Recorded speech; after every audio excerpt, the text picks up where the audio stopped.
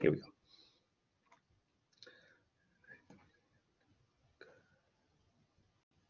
Okay, just want to make sure everything was working. For some reason I thought it wasn't recording. Here we go. Okay, so these are just some more square root properties. Okay, so for instance, so what is this saying? Well, this is saying the square root of a product is the product of the square roots. Here's the same thing, but with division. The square root of a quotient is the quotient of the square roots. In other words, taking the square root, what's nice about it is it's compatible with multiplication and with division. I mean, the numbers have to be non-negative. Here, the denominator has to be positive, can't be 0. But that's what's nice about square roots. Okay. And what I'm doing here, I'm not proving this, because this would have to be proven for any A and B non-negative. I'm just trying to illustrate why it's true in this special case. So we already have seen, for instance, that, here, let me get the marker, that the square root of 25, right? We already know that's equal to 5. We already know that. We actually saw that on an earlier slide. And I think we saw on an earlier slide as well, the square root of 16 is 4. Okay, that's good. So this product then, the product on the very left, is equal to 5 times 4, which is 20. On the other hand, what's also true is the square root of 25 times 16, right?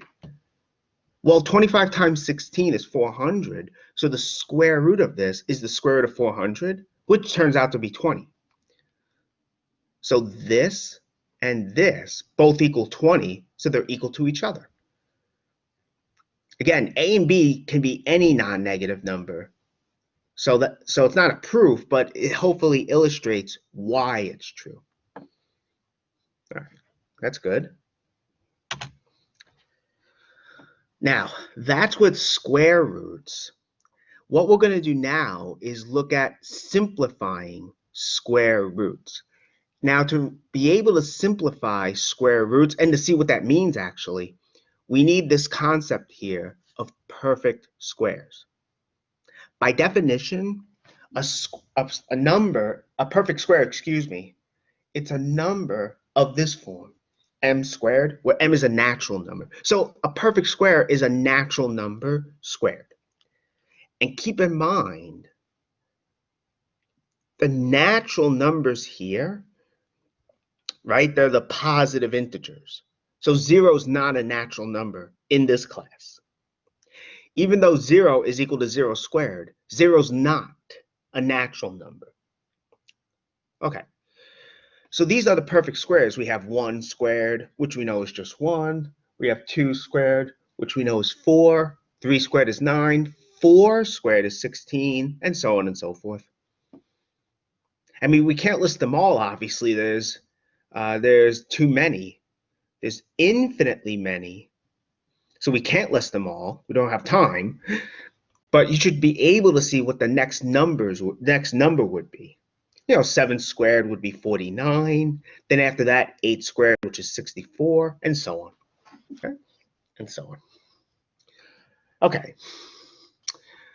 Now, with that notion of a perfect square, we can see what it means to simplify square roots.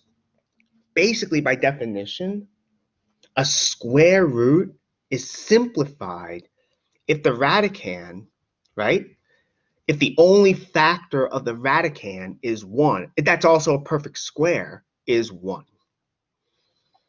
We already saw 1 is a perfect square, okay? But if that's the only factor of the radicand that's a perfect square, then it is simplified.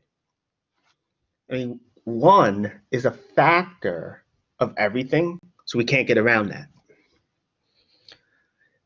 That's what it means to be, for a square root to be simplified. Okay, well, let's look at an example or two. For instance, if you look at 15, square root of 15, so we want to know, is that simplified? Well, 15, what are the factors of it? I listed them. We have 1, 3, 5, and 15.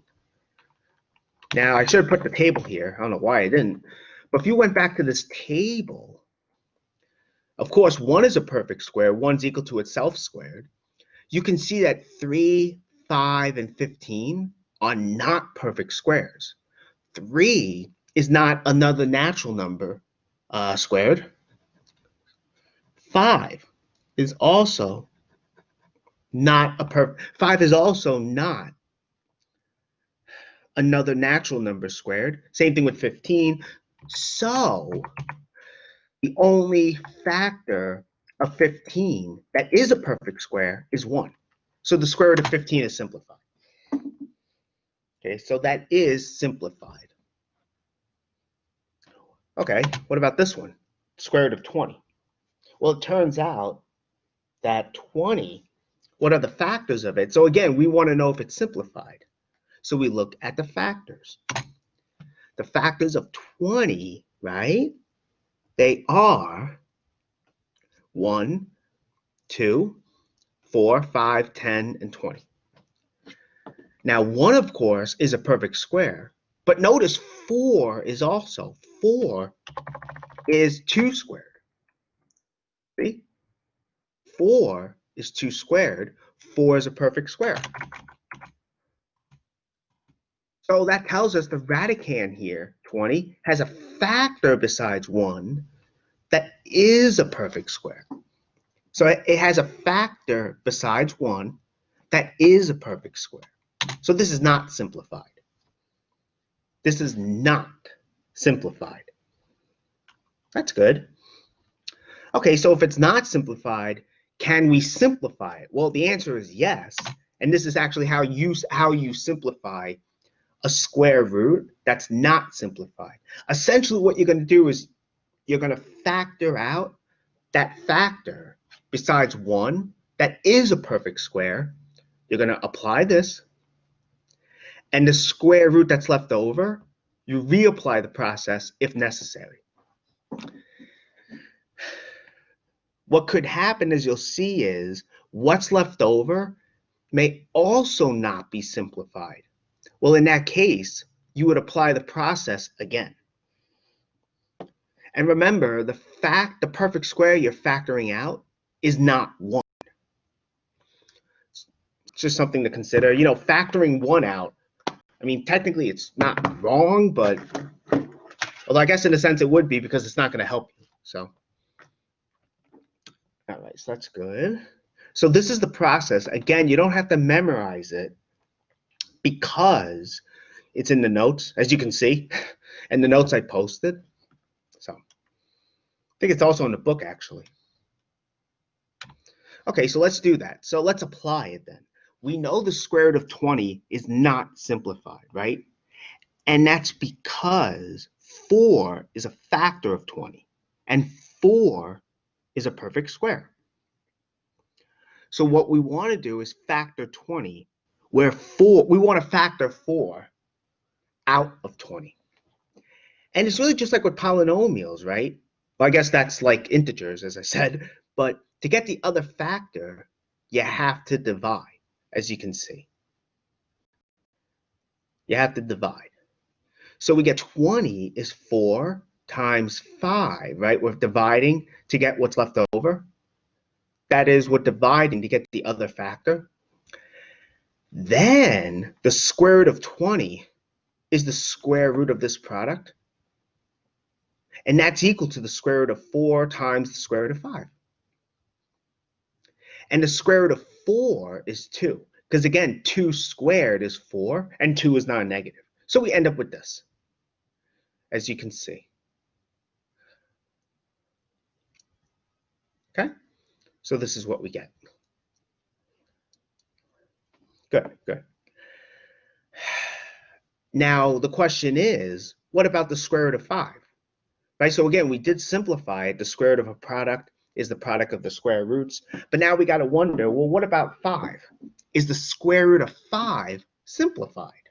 Well, what are the factors of 5? Well, the only factors of 5 are 1 and itself.